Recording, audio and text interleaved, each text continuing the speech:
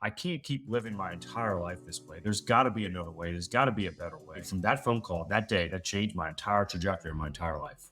What's up, everybody? Welcome back to Gathering the Kings podcast. I am your host, Chaz Wolfe. Today, we welcome Josh Wilson on the King stage. Josh is the CEO of JW Global Enterprises, where he buys businesses through M&A, and we cover every single angle of his winning strategy. Here's what we discuss. Josh gives 5 reasons why business owners would want to sell to a holding company. At the end of the day, instead of you getting that $3 million exit, you're going to get, let's say, $10 million for your company on an exit. It's going to be way more than if you decided to sell it by yourself. We talk about the key traits of Josh's dream team, including how he found and recruited his C-suite. I used to have that mentality and mindset that if I can't do it, no one else can do it. I learned the hard way that that's not the way to grow, and you'll never grow that way. We also talk about the train wreck. This is where Josh shares his story of how he lost over $1 million on one single investment. I was full of piss and vinegar and had a huge $25 million real estate portfolio. What could go wrong? Enjoy the show. We were just kind of chatting off air a little bit, but you've got a wide experience, and you are in a big transition play, a piece of your life and things going on. And so this conversation is going to be incredible. I just want to tell the listeners here, but tell us what kind of businesses, the things that you're kind of attached to. There's quite a bit here. So give us the lay of the land. Yeah, so we're in 4 states. We have 6 companies right now and over 156 employees. And we do everything from special needs transportation to property management to med spas to non-emergency medical transportation companies. So we do it all right now. And we're really locked in on a specific vertical, which is the transportation sector. But, we'll jump into that, I'm sure, later on. Yeah. Well, I love it. My first thing that comes to my mind is that you're cut from the same cloth that I am. I like lots of stuff, different industries, have nothing to do with each other except me. Yeah. Right. And so why? What is that about you as a serial entrepreneur that you just like lots of stuff?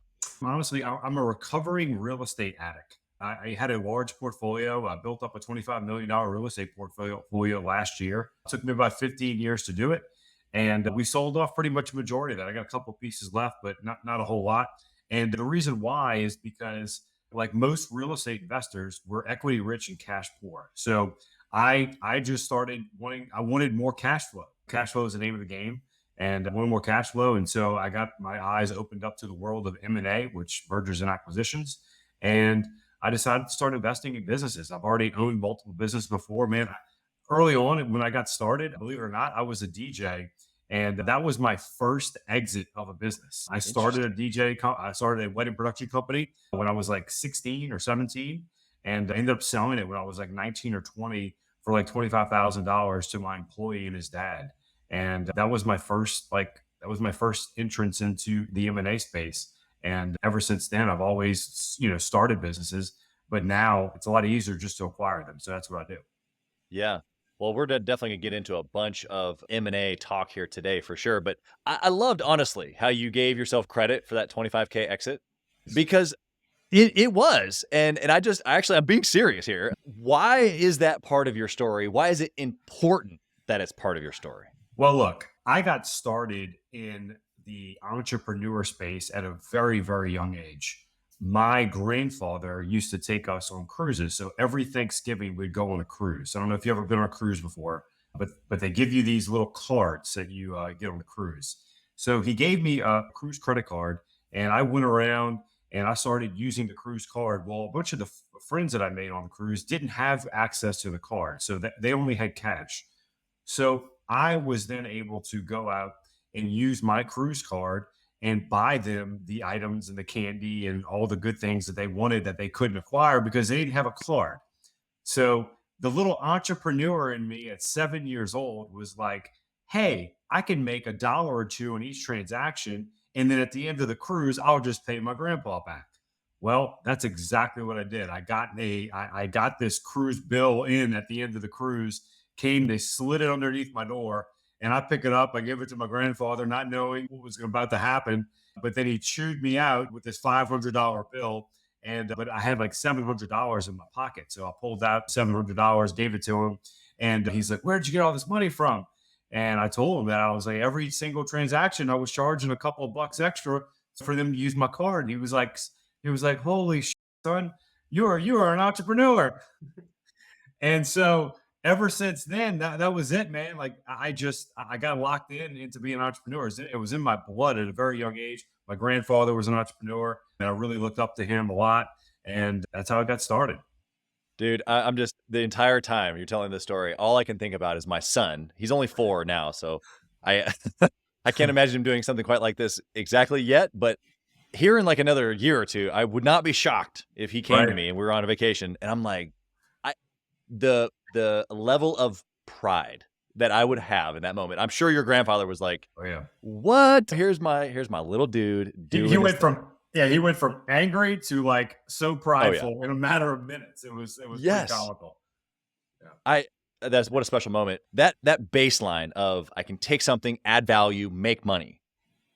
What does that look like in the M&A space? Yeah, so that's what we do pretty much on an everyday basis. When we go out to acquire a company, we're looking at good companies and we want to make them great. So we're not buying like in real estate, you go and buy a value add company where you have to go and Right. rehab the property and all that.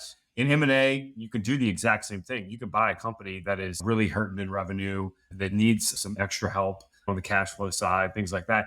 We're not buying those companies. We're buying companies that are really good, solid companies that we can come in and make great and then add our value to it just by utilizing our team, by utilizing our technology, our software. So, yeah, that's what we do on a daily basis. We're looking for companies that we can add value to. But again, at the same time, we're looking for really good, solid, long term mom and pop companies that are maybe just outdated when it comes to technology. They're running things really inadequately, and we can come in there and add value in that capacity. There was something about M&A that made it make sense for you. You kind of hinted at cash flow, but when you were, I'm assuming at a conference, you were around somebody and they were talking, what was that M&A bug that bit you? It was really back in COVID. I was a full time real estate investor. So I was worried about rents getting paid and sitting in that hot tub, freaking out, not knowing if my tenants were going to pay rent. And finally, thank goodness they did. They paid rent. But at the same time, I was thinking that I needed to diversify. I needed to get into other spaces, other verticals. And that's really what set me off and got me on the M&A journey. So that's what I did. I bought my first company in Orlando, Florida. That was the first acquisition. I've started multiple companies before that, but that was the Sure. first acquisition. And I started that company, acquired that company in Orlando, Florida back in 2021, and I have not looked back since. We are now closing in on our seventh acquisition here, probably within the next 30 days in Chicago. I've started companies my entire life. That's like I feel like that's all I've ever done. I've never worked for well, I say I never worked for anyone else. I've worked for one employer my entire life, and that was at Winn Dixie, and I was a buggy boy. And I think I lasted at that place for probably 2 months, and then I got fired, and I got fired and left that job. But after that, I've pretty much worked for myself ever since then, and it's probably the best thing that's ever happened to me because I just know that I'm just not employable. I'm not able to work for someone else. I think differently. My vision is completely different. And when it comes to M&A, I'm looking at companies completely different than I think an employee would look. They're looking at it from a strictly a paycheck standpoint, a security standpoint. I'm looking at it as a risk versus reward standpoint. If we invest our funds here, we raise our capital, we do things that we do. What is the risk reward? What are we going to be able to generate as far as income? What are we going to be able to generate for a multiple? Not years from now. We're looking down the road, 5, 10, 15 years down the road of what this company can generate for our portfolio. Yeah, I love it. Now, let's talk for a minute here about the difference of different angles that you've gone, different industries rather, different verticals. Some entrepreneurs speak, stay focused, do one thing, don't do lots of things.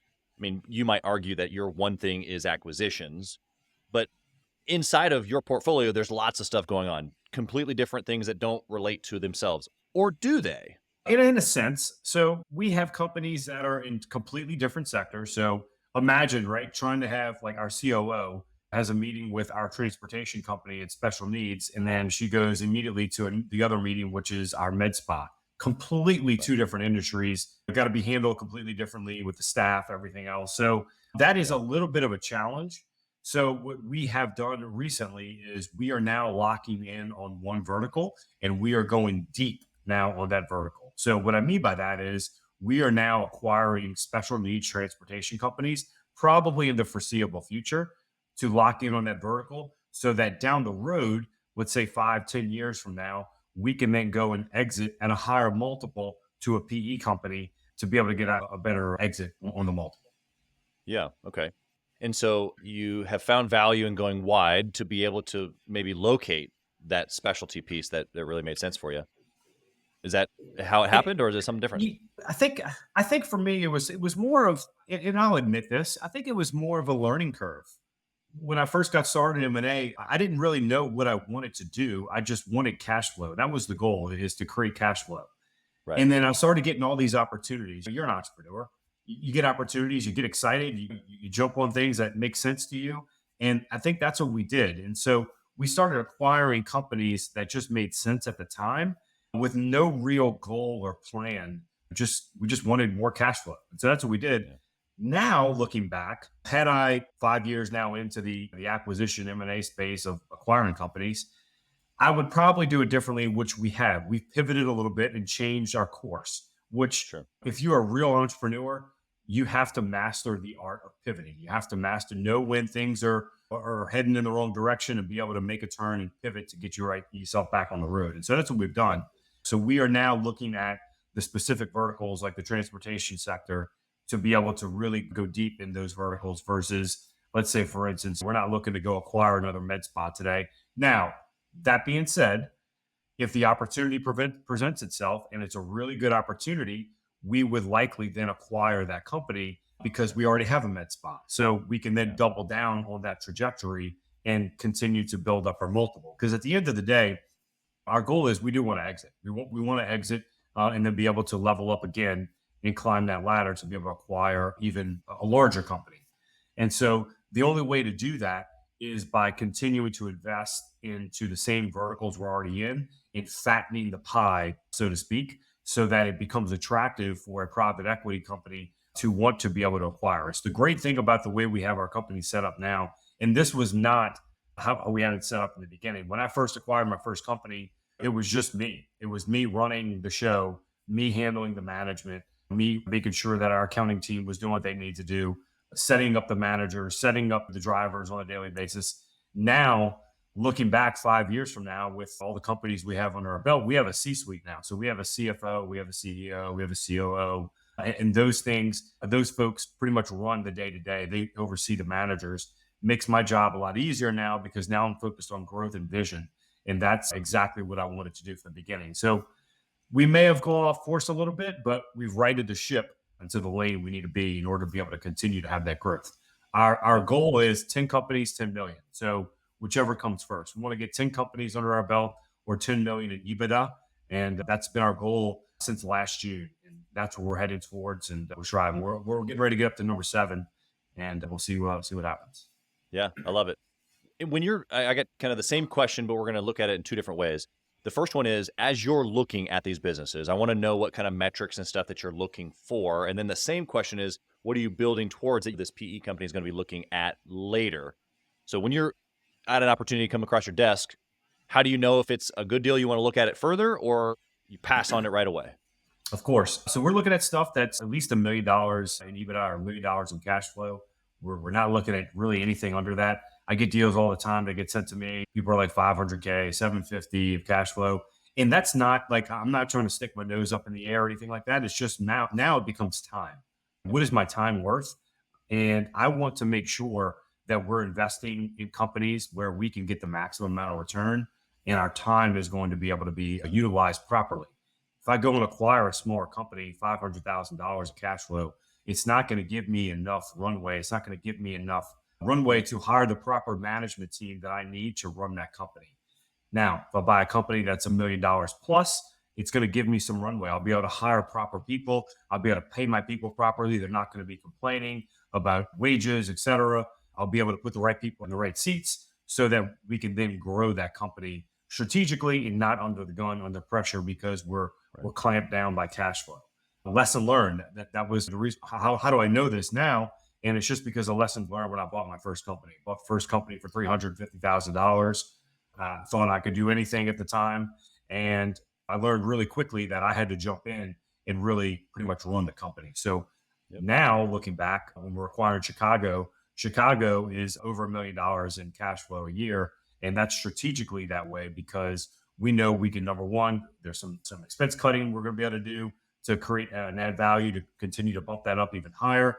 And then number two, we know we can raise prices. Prices are low. That's another thing for your listeners. If they were thinking about getting into the M&A space and they're looking to acquire a company, or if you're an entrepreneur and you already own a company, you need to look at your pricing.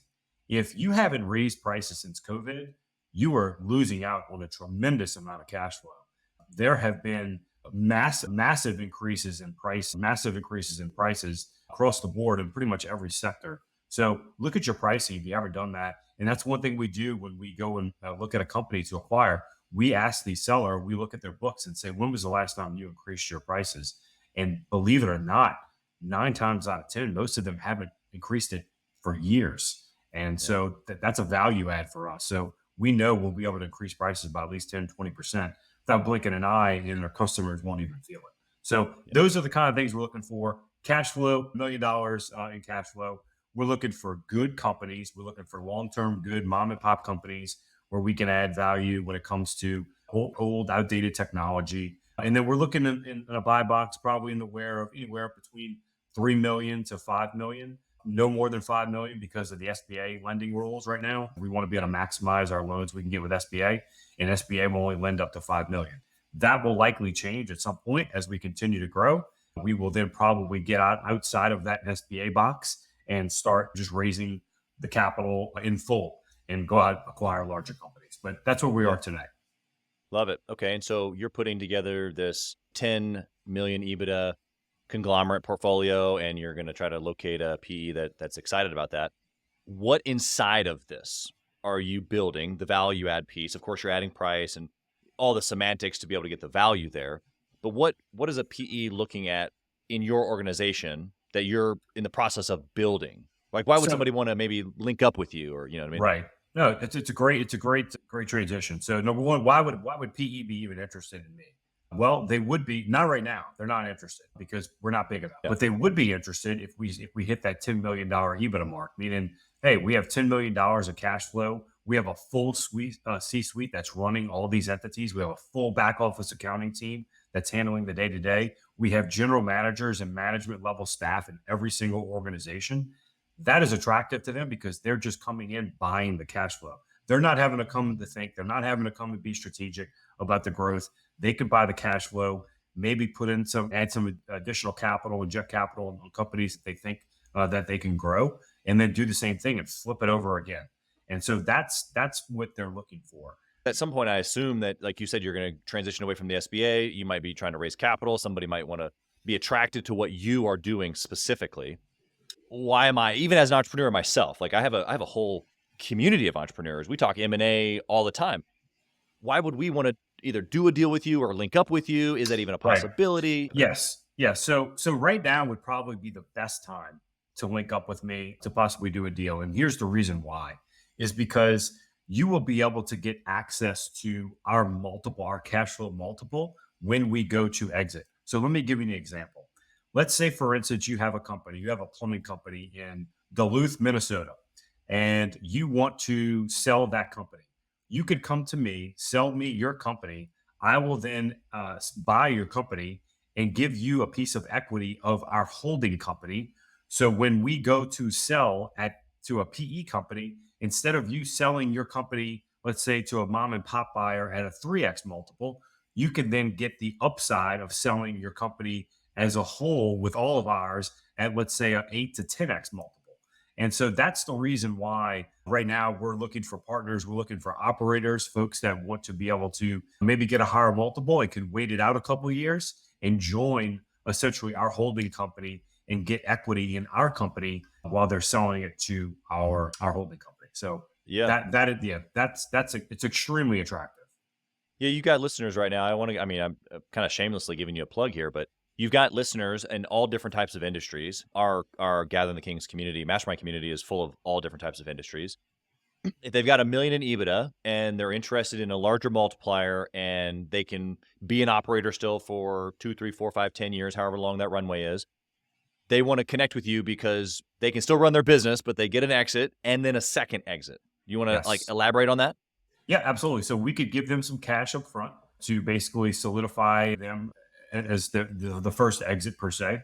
And it would be, and they'll get some equity in our company. And so when we go to sell as a whole, as a company, they will then be able to realize a larger exit than they normally would. Let's say, for instance, your company's doing $1 million in cash flow and you want to go sell it on the regular marketplace.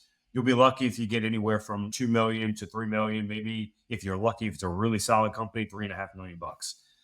But if you sell it to us, let's say, for instance, we can give you some cash up front, maybe give you $500,000 today and say, look, sell us your company. We'll give you 10% in equity in our company. But at the end of the day, instead of you getting that $3 million exit, you're going to get, let's say, 10 million for your company on an exit. It's going to be way more than if you decided to sell it by yourself with a broker on the front end versus selling it to us. I mean, we can get into really technical numbers down the road, but that's just the gist of it. Instead of getting a 3x multiple, you'd be able to realize almost a 10x multiple by getting the equity in our company.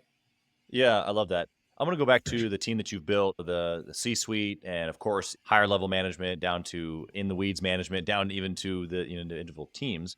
There's a lot of hiring going on, 156 employees. Some of those are the executives. We'll start from the top and go down. Was that difficult? Was that a challenge? These people come from your network? Did you poach them from LinkedIn, Harvard? Like, what? Give us your Yeah. strategy. Yeah. So I found our CFO through Upwork. I was looking through Upwork and I probably interviewed, I would say probably 75 different accounting professionals looking for this particular CFO that I wanted. I wanted someone that was also an entrepreneur. I didn't want someone that was just numbers, meaning that th- they came from a background of strictly numbers. They didn't understand risk. They didn't understand leverage. They didn't understand all that stuff. And so Right. I met John. John's our CFO. He's been with me now for almost a year and a half, almost 2 years, and he's been phenomenal. He's great. But again, I met him through Upwork, just like going through a dating site. So that's exactly what I did. But best decision I ever made. He is so aligned and so linked in with our vision and the way we operate. And his responsibility is essentially to keep the company's financial health in check.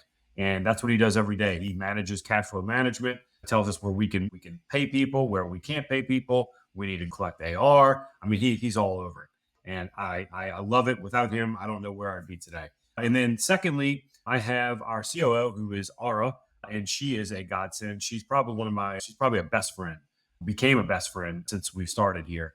I talk to her about anything and everything. I mean, 9:30, 10 o'clock at night, I have an idea. I pick up the phone or shoot her a text and say, I was thinking about doing this or making this move. What do you think? And she's a great sounding board. How did I meet her? Well, when I used to coach back in the day, through real estate, she was one of my students. She managed Wow. 150 employees in about 25, I think 25 or 30 Waffle House locations. And I knew she had incredible management experience. She'd been doing that for 10 years, got burned out. And I said, hey, have you ever thought about maybe just coming to work for me? I was like, we're getting to a point now where we're really growing. We're buying more companies. I was like, I'd love to just talk to you about it. So we met for coffee, just hit it off one day, and the rest is history. And she's been with me now for almost a year.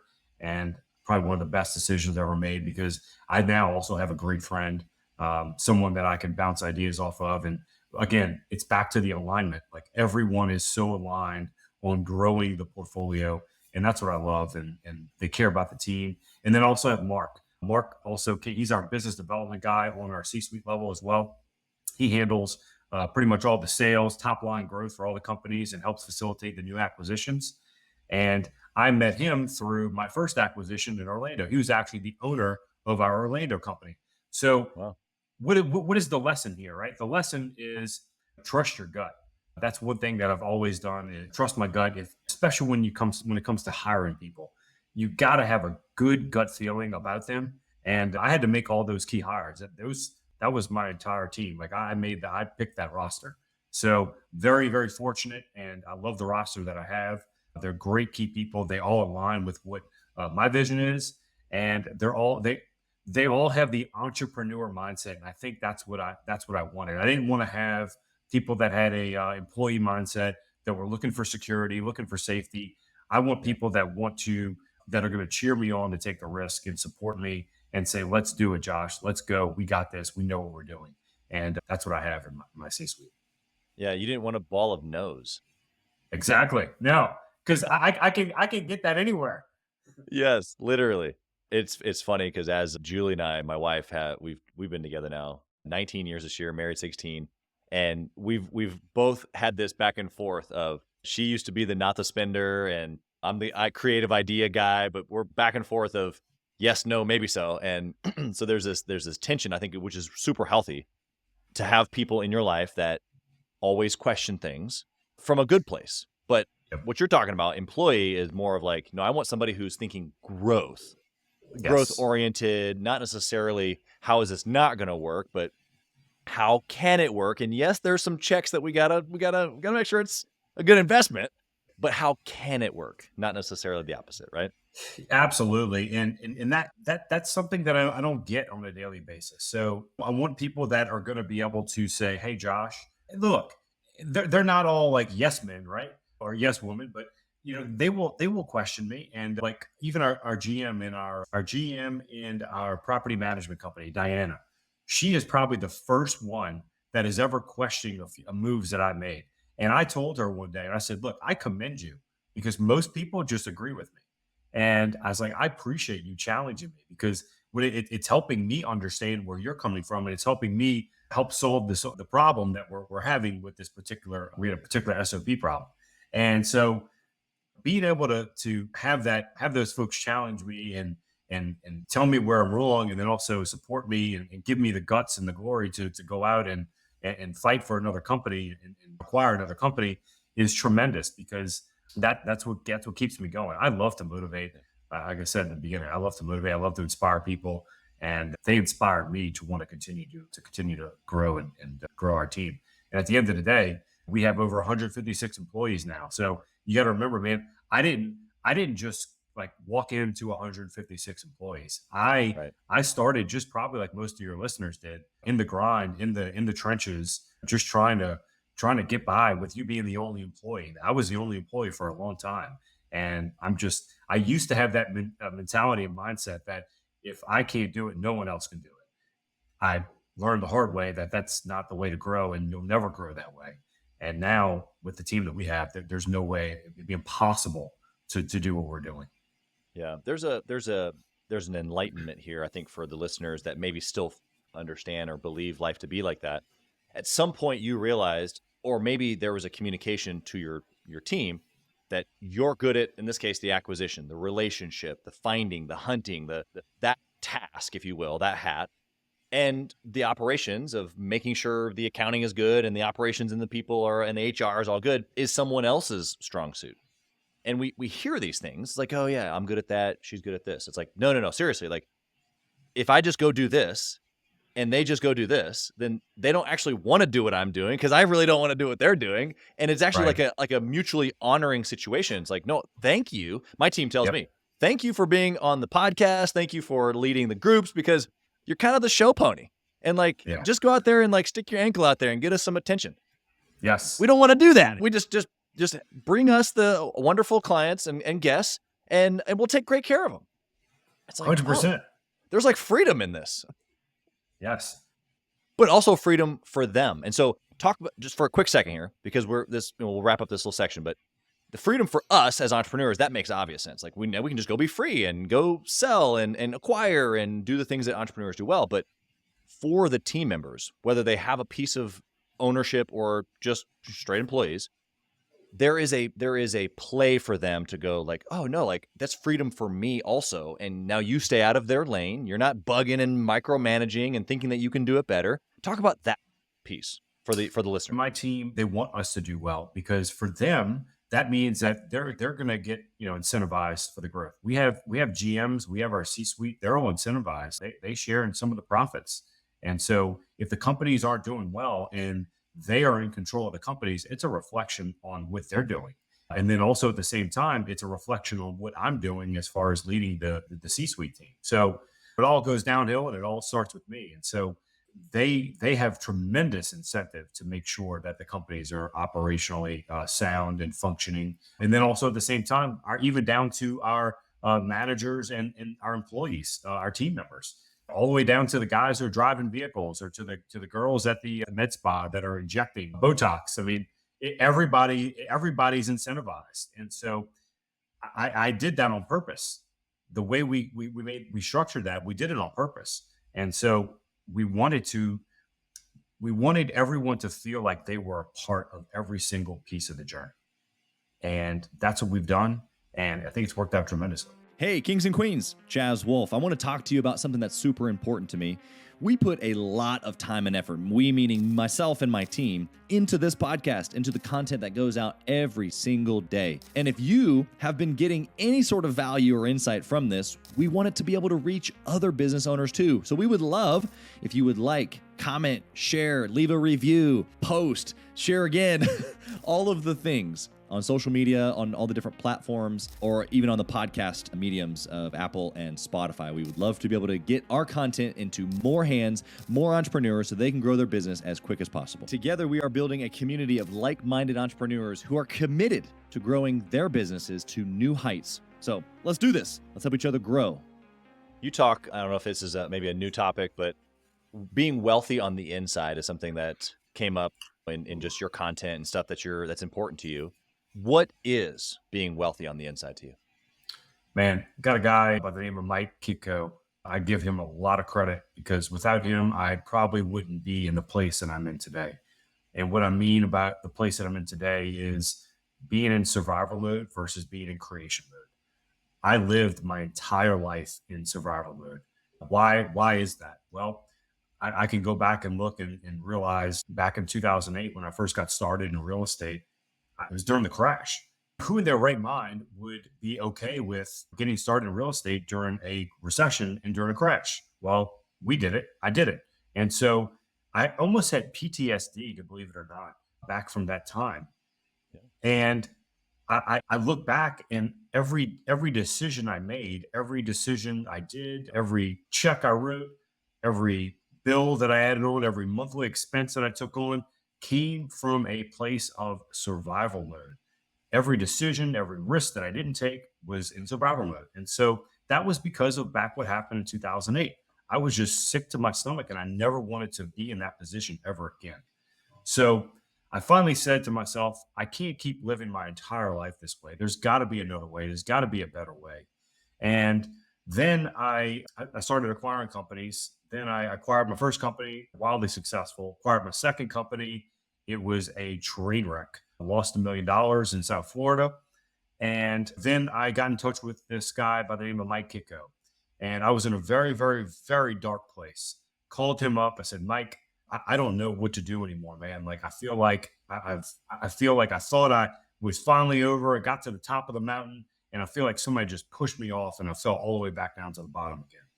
And I'm like, I don't know what to do. I need some help inner peace wise. And we just had this long conversation. And something he told me that just really struck with me. It probably sounds pretty crude, but he told me, he's like, Josh, we're all gonna die. One day we're all gonna die. And everything you've done is gonna get washed away, and people are gonna forget. They're not gonna care. And he was like, why are you so stressing about this? He was like, you probably, if you're lucky, you have another 40 years. He was like, go enjoy it, enjoy the journey, learn from the mistakes you made. Don't make them again, but enjoy the process, enjoy the journey. So that's what I did. That after that phone call, my light bulb just switched and said, I can figure this out. I've done it before. I need to start attacking the problem and stop feeling sorry for myself. So that's what I did. I stopped feeling literally from that phone call that day, that changed my entire trajectory of my entire life. And I went on this rampage of trying to live life from creation mode and not coming from a scarcity mindset. Yeah. So every decision I made was in creation mode of what can I do to further elevate our portfolio? What can I do to further elevate my inner peace? What can I do to get rid of more negativity out of my life? And that's what I did. I did that every single day. And I still do that till this day. I believe 100% that you have to get your inner wealth in check first before you can receive the external wealth. Yeah. And your internal wealth, you're kind of categorizing as this ability to take control, but simplify, I'm hearing. Yeah, absolutely. So when it comes to inner wealth for me, that means I have the three C's. I don't know if you ever heard of them, but clarity, commitment, and certainty. I Okay. 100% live by those every day. I'm very, very clear about what I want in life. I also made a massive commitment to make sure that I get what I desire, and I get what my vision is. And then I flood myself with certainty every single day that I know what I'm doing and that we're going to achieve it, because you will have doubts. You'll have people question you, not only yourself, but you'll have outsiders that will question you.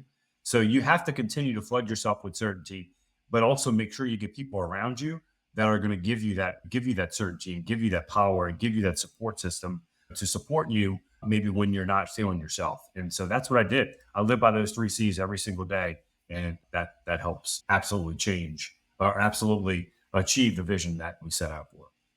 Yeah, the listener might be thinking, I mean, first off, you very glanced over, I lost $1 million there. So we're going to go back to that quickly here. You lose $1 million, you're on the top of the mountain, you feel like you've been pushed off because you lost 1 million in your second deal. It's an absolute train wreck. And you gave us the result of this coach, this guy that just said, "Hey, like it's you can't change it. You might as well just enjoy the journey." How does clarity, commitment, these C's that you're talking about, how does that come from that level of a deep fall, if you will? Yeah. So the three C's didn't take place until probably a little bit after that. I had to come to a personal realization that the only way this is going to change is if I start making a change and stop feeling sorry for myself. And so that's what I did. I immediately went into action that same day. I went into action. I remember calling my attorney saying, "I'm done fighting. I want to get this over with. I want to settle this within the next 48 hours." And because I knew that it was just costing me money, it was costing me time, it was costing me energy with my family, with my wife at the time, my kids. I was just a miserable person to be around. And I told him, said, "I want to settle this. I'm going to lose money. It is what it is. I'll make it back." And that's what we did. We settled, and that thing was done. But here's the thing: is that as soon as I settled that deal and I put that behind me, I lost the money. It hurt like hell. And yeah, there were times where I was trying to figure out where in the hell I was going to pull all this money from to be able to repay back my investors. It all worked out. I figured it out, but it all worked out. They got paid back every single dollar, every single one. And but it didn't start until I was able to say, finally, within my mind, come to peace with myself and say, this is the beginning of the end. And that's what I did. I wanted to end that part of my life. And that's what I did. I finally put it into it and then started over. And then the rebirth happened.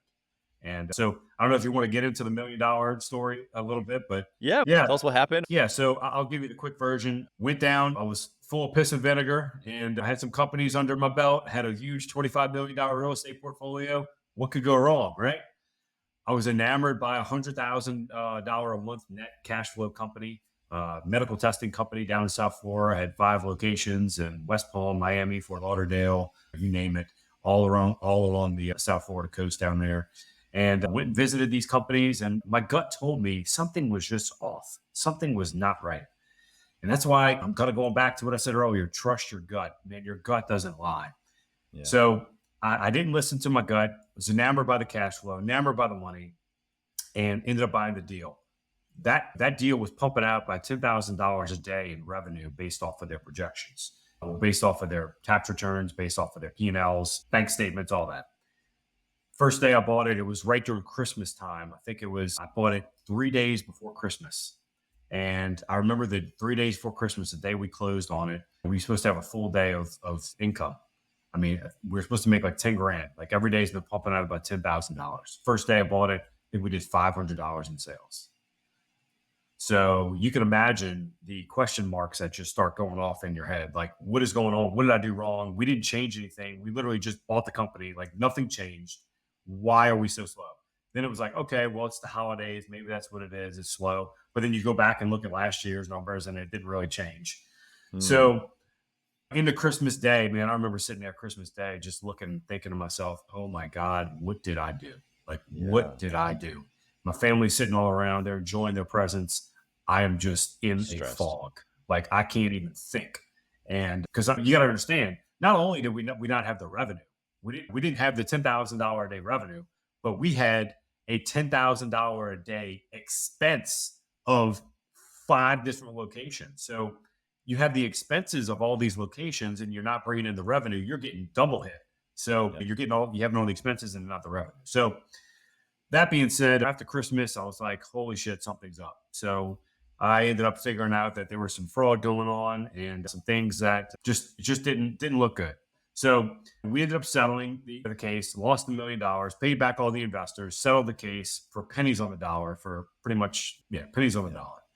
And but everything happens for a reason. And this is what I feel like is the best thing that has come out of all of this is that I ended up buying a company because of the loss that I had passed on 3 years ago prior. Hmm. So let me explain that. So our next company, our third acquisition, was in Boston. I bought that company because of this company, of the loss that I had here. I had some money that I just sold off some real estate because I had to pay back investors. So I sold off some real estate to pay back my investors. I had some extra cash, I had about $300,000 left over that I needed to deploy.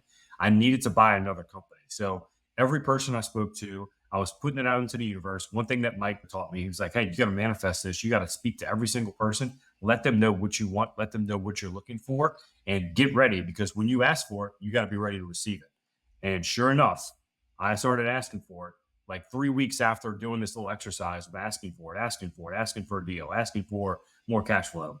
All of a sudden, it came to my doorstep. I saw the deal, went through the numbers. The guy's like, hey, man, you passed on this deal 3 years ago. I'm like, I don't care. Give me the deal. Let me look at it. Looked at the deal. The seller was actually in some financial restraints. He was hurting.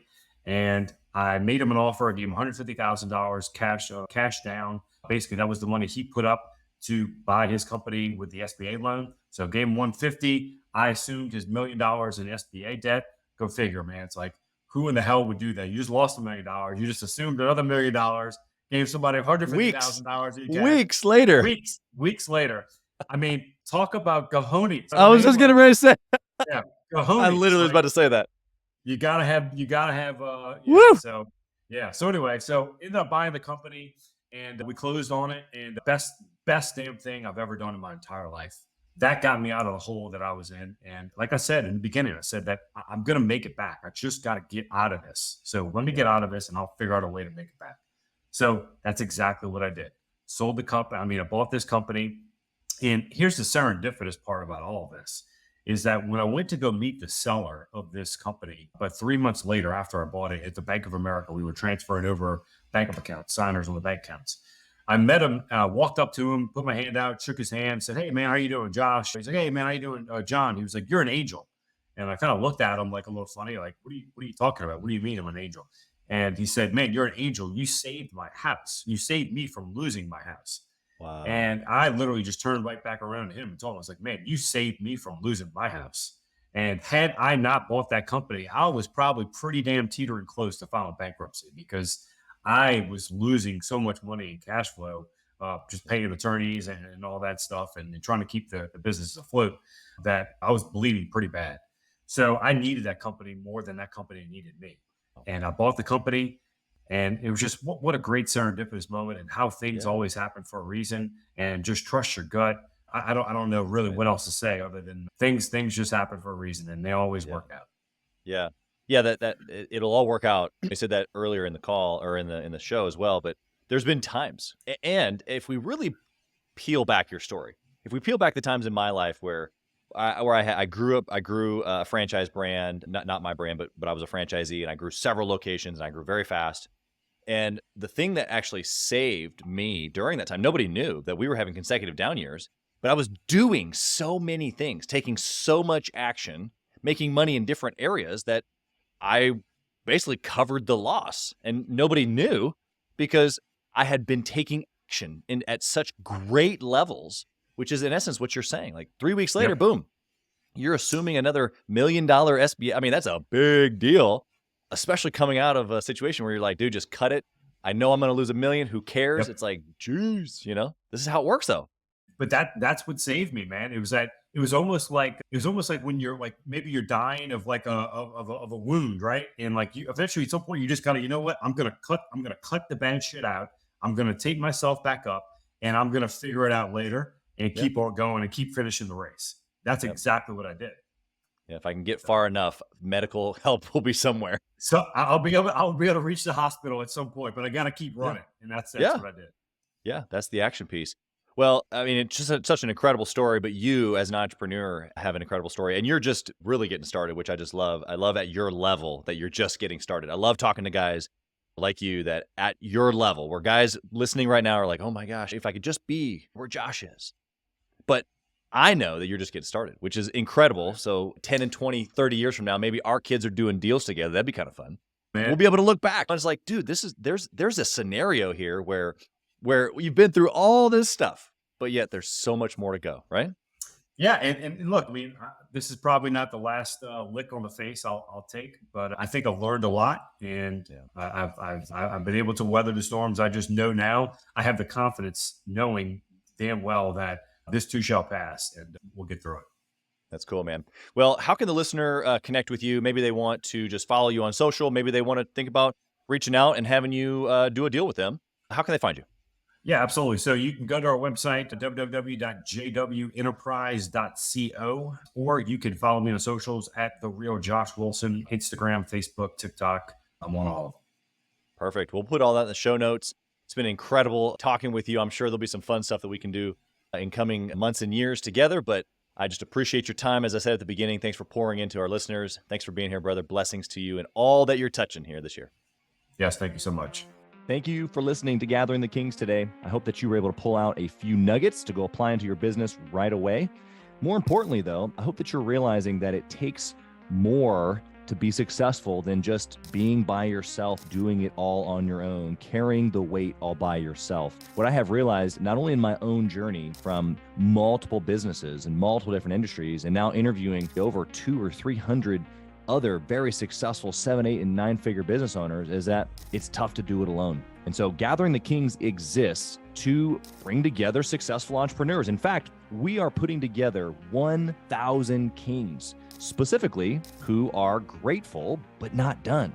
We're intentionally assembling kings who fight tooth and nail for their business, family, and communities. And here's what we believe, that in the pursuit of excellence in those areas, that it ignites within us the responsibility to govern power and forge a lasting legacy. So if that relates and resonates with you, and that you need people around you, sharp, qualified, other very successful business owners, I want you to go to gatheringthekings.com.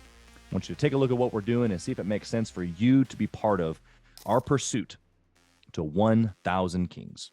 Talk soon.